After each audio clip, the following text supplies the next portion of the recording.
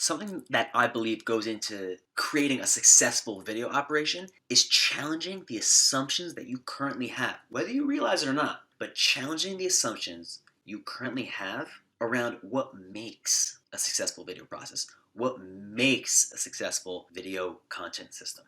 And one of the biggest assumptions I actually would argue is a myth is that to be successful with video, and in this case, video and social media, to be successful here, is that you have to be a public speaker. To be successful with video and social media, you need to be a public speaker. At the onset, it makes sense. It makes sense because speaking to the camera is similar to presenting to an audience. But that's the thing. It's similar, but it's very different.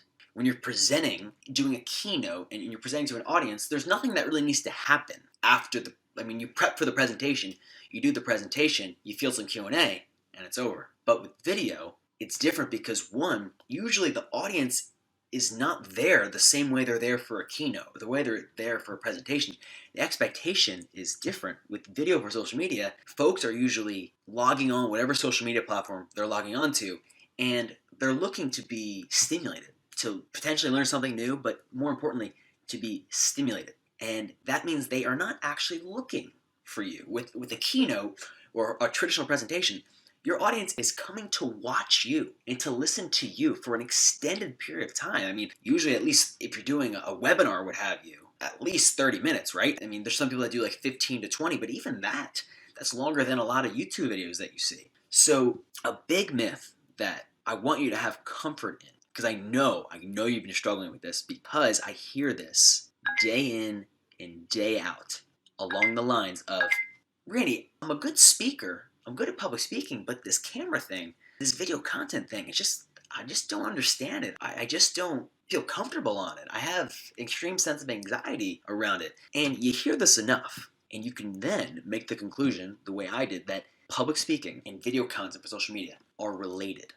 They're related, but they're very different. And when they're different, that means you need to choose to operate differently. Because if you identify as a public speaker, which a lot of people do identify as a public speaker, there's obviously different levels of whether you're an expert at public speaking or if you just have a certain level of comfort around doing presentations and speaking to an audience. But once you know, and once you can understand that it's a different experience, then you can own the fact that it takes a different way of operating. I would argue that what happens in the first few sessions when I'm working with an individual, when I'm working with a professional, or what have you, an expert in their field, there's these misconceptions around, but like I said earlier, I'm good at this public speaking part, I'm good at traditional presenting, but the video just doesn't make sense. Ultimately, the reason why video is not working for you is that the way you're currently operating does not work for video. Video requires a certain level of consistency, a certain level of systemization that public speaking and presentations don't require. It's not as needed the way it is for video because showing up on video takes more out of you than showing up for a presentation. I know for presentations it can be a very draining experience, but the thing with video is you're often not getting the feedback loop back. Even if you're doing a Zoom presentation and you have audience members, that feedback loop it's not the same the way it is in person for traditional presenting. So it's almost like you're giving out as much, if not more, for video content, but you're not really getting regenerated. You're not really refueling the way you do for an in-person presentation. So that often leaves you with a sense of burnout, or doing one video once, doing 3 videos a week, and then all of a sudden you're doing one every other week, or one video once a month, and then you slowly decline into just doing a video when you, quote, feel like it. And that's whenever you feel like your video operation is dependent on your willpower, you have serious, serious problems ahead of you.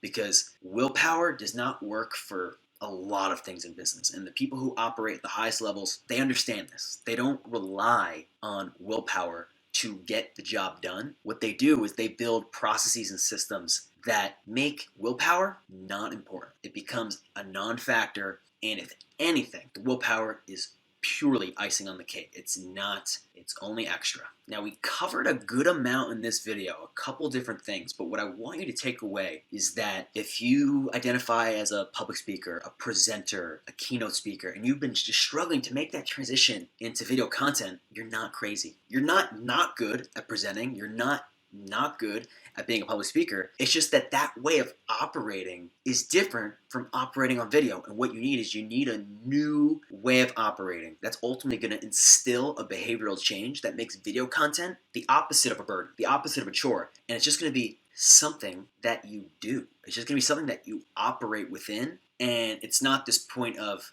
doing 50 takes, 50 takes for one 60-second video. It doesn't take long to come to the understanding that that is not sustainable. Some people might last a few weeks, maybe a few months, but if that is how much is being taken out of you just to get a 60-second piece of content out, you're not going to have enough to regenerate, to refuel, to do it again and again and again and again. And you're going to lead to pure sense of burnout that just makes video the thing you end up fearing most, that as opposed to something that you simply operate within. It's as opposed to something that you simply use. It just becomes a part of what you do. Now, you don't have to be a video person, but you can make video a part of what you do. It's two different things, which if you'd like me to talk about that in the future video, just drop a comment below and I'll talk about what it means to be a video person and what it means to be a person who operates with video. For now, though, I will see you in the next one. It's Randy here